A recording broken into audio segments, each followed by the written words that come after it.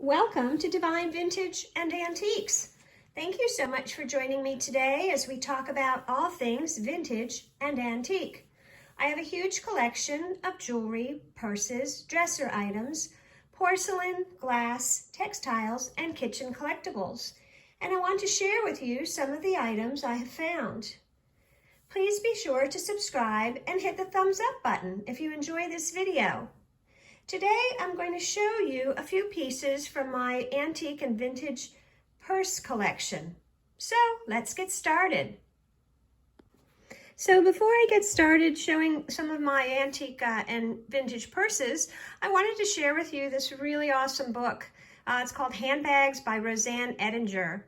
I found it at the library and it was super informative, had some great photos, good history in it. And I loved it so much that I bought a copy for myself. And it turns out that I actually have a couple pieces, a couple purses that are pictured in this book. So anyway, I highly recommend it.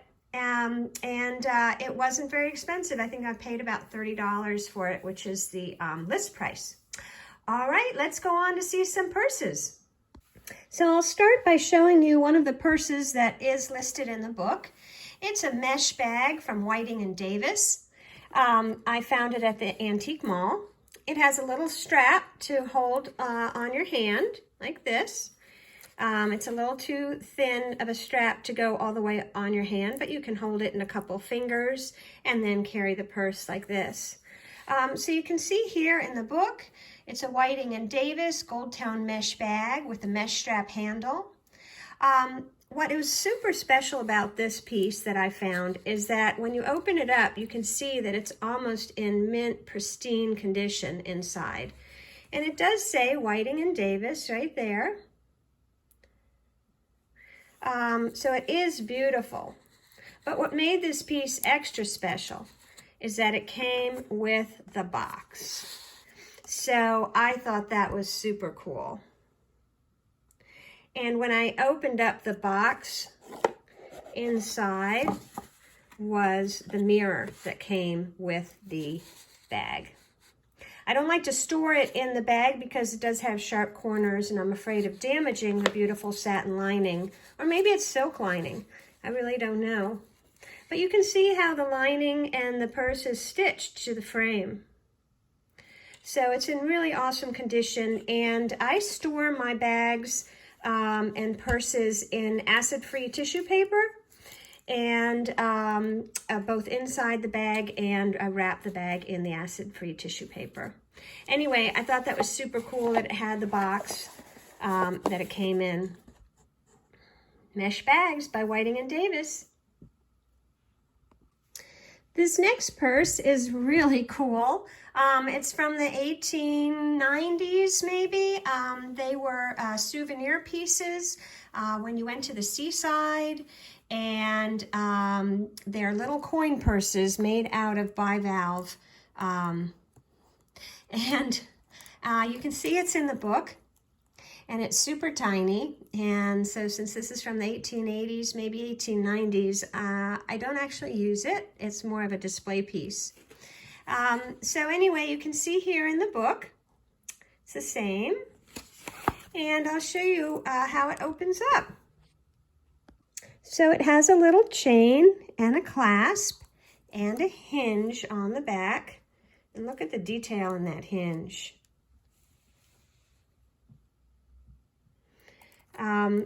And when we open this up very carefully, there is a little place to put your coins. 3 little places to put your coins, because I guess that's about all you carried with you in this. Anyway, it's super cool. I love it. It's very unusual, and I haven't seen that many of them available. I did buy this on eBay, but really it's such a unique piece. So isn't that cool? I just love it. So since we're looking at tiny purses, this is another tiny purse. This is probably silver plate, They were made in sterling silver. They were also made in nickel silver, which isn't really silver at all. It's nickel and other metals, also called German silver. And when it was made with German silver, it was more of a gift piece. It wasn't terribly expensive, so most people could have them. And they didn't tarnish also when they're nickel silver because there's no silver in it. Anyway, this one is monogrammed. It says EMA. It's got some decor on it and some stripes. I'm going to turn it over, and you push this little button and it opens up, and it is missing a piece. There's supposed to be a little piece of metal strap here, and your dance card went in here and was held in by that little metal strap. But in here you have a place to put your coins. This has spring loaded, so you can put your coins in there. And then if you open this section up, you would have your compact, your powder would be in there. And then there's a mirror right here so you can see yourself. Anyway, it's super cool. You would carry this when you went dancing. It would fit over your wrist. You could hold it in one hand, so you could still dance. And then your dance card would be hopefully filled up by different suitors who wanted to dance with you. Anyway, I thought this was super cool. I did find this at my antique mall, and I just thought it was awesome. I don't use it. I don't go to that many dances, but anyway, I don't use it, but it is a display piece on my dresser with my other silver items. So, yeah, that's pretty cool. Here's a lovely beaded purse. This probably dates to the early part of the 1900s. It is glass and clear beads, glass red and clear beads. And it's got a beautiful filigree decorated frame. And it's got a nice decorated chain on it. And when you open this purse up, the inside is in pretty good shape.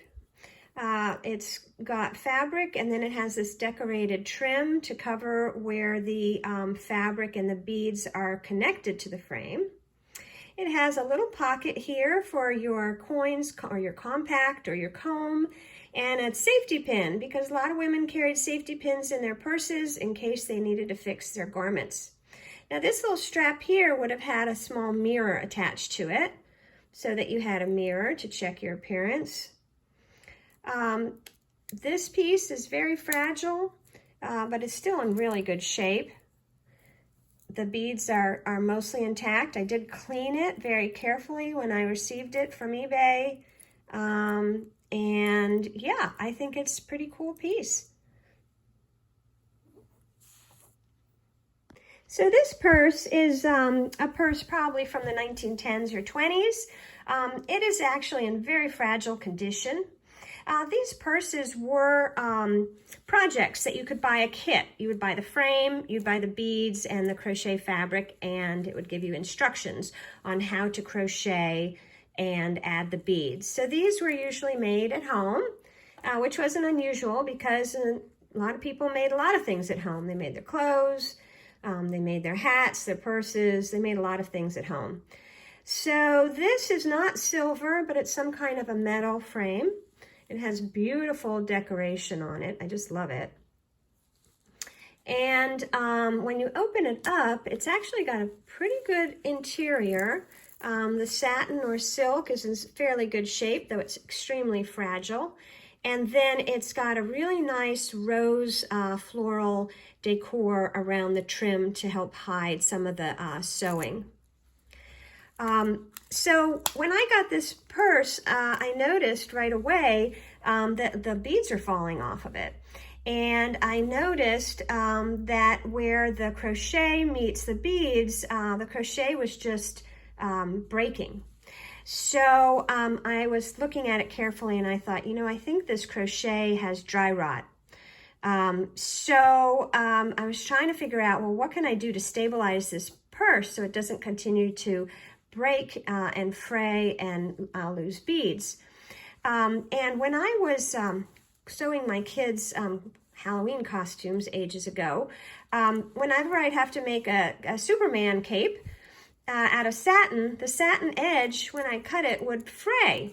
So I found this really cool product called Fray Check at Joann's Fabrics, and that really helped me to be able to stop the fraying on the Superman cape so I could hem it.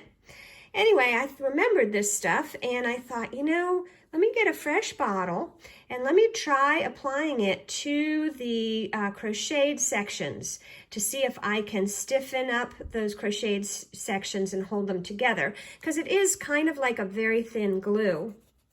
Anyway, you basically cut the tip off, and I cut it at an angle, and then you gently apply the fray check. So that's what I did. I did test it first on a section to be sure that it didn't discolor or cause any damage to the crochet. Anyway, it didn't cause any damage. It didn't discolor. So I applied it, but what I had to be sure I did is I put 2 little pieces of cardboard on the inside to make sure that the satin didn't glue together, because this is basically a glue. So I put very carefully 2 pieces of cardboard, and I made sure that the corners were curved so that the cardboard didn't cut into the fabric.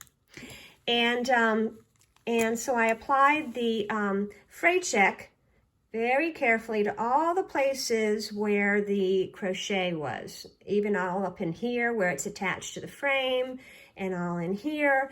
And then I let this side dry, and then I turned it over, did the same thing on the other side, let that dry, and I checked it, and it looked like it could probably use another coat. So I did do 2 coats on each side. And then right here where there was a little bit of a hole, I did quite a lot of the fray check to kind of hold it together.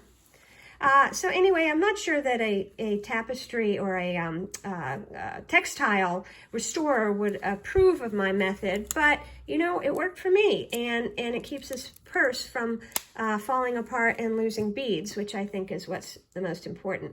So I think it's a pretty beautiful piece with all those beautiful blue beads. Anyway, hope you like it. Another type of bag I have is called a Petit point bag. And these were needlepoint, done very, very fine needlepoint, usually done in Austria or France. And so I have a couple of pieces here that I'd like to share with you, but you can see in the book. So this piece I got at the antique mall. It's a Petit point piece. You can see the needlework is really, really small, super, super small. And it does have a beautiful frame on it. I just love the little connections here. And it does have the image on both sides. Now, disclaimer here, I added this little dangle. It's supposed to have a little metal wreath, gold-colored metal wreath to hang there. I haven't been able to find one to replace, so I stuck this dangle on just for my own delight. Let's open it up. So it has a little push button here, push, and it opens up. And it's just got a very simple black satin interior. There's no pocket or anything. You can see that really cool little mechanism here for the spring.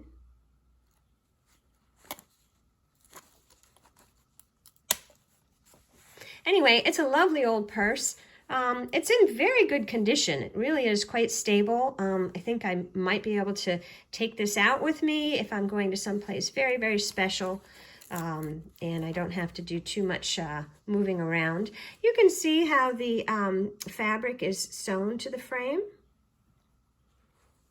Anyway, I love the little image of the man and the woman.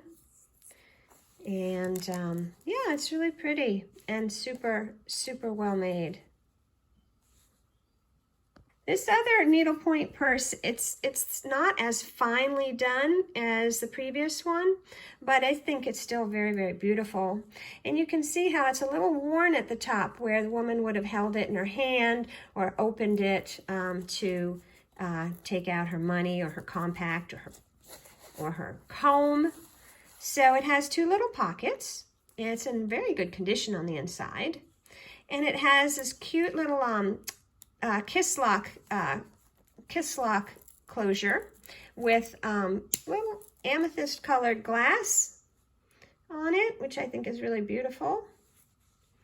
And so it's got lovely flowers, needle pointed all over and even on the edge. So a lot of detail on this. This must have been a very special purse for someone.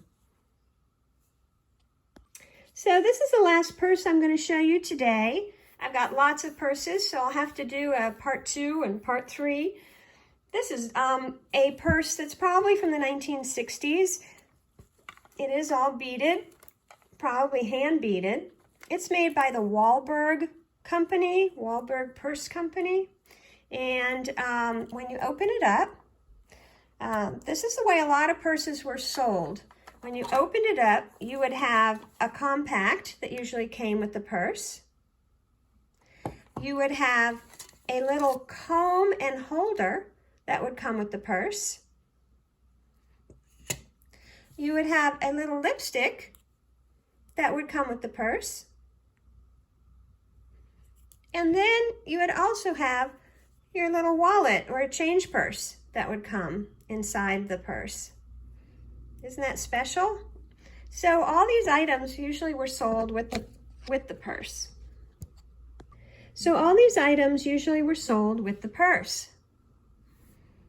And this purse is marked inside Wahlberg, handmade in Japan. So Wahlberg purses were made all over. They were made in West Germany, in Japan, Hong Kong, France, Belgium. So I think it's a beautiful purse. You can see it's stitched into the frame, and the lining's in pretty good shape. There's a little bit of gunk there, but I have to clean that off. So this purse would have come with the little change purse, the lipstick, a compact, and a comb. Now, these items I purchased separately. This did come with the purse, the little change purse. But these 3 items I purchased separately and just put them in the video so you could see what I was talking about. Yep, that's it with this purse, and hope you like it. I think this is a great purse. I could still use it. It's in excellent shape. No pattern on the back, but it does have that nice pattern on the front. It's fairly heavy.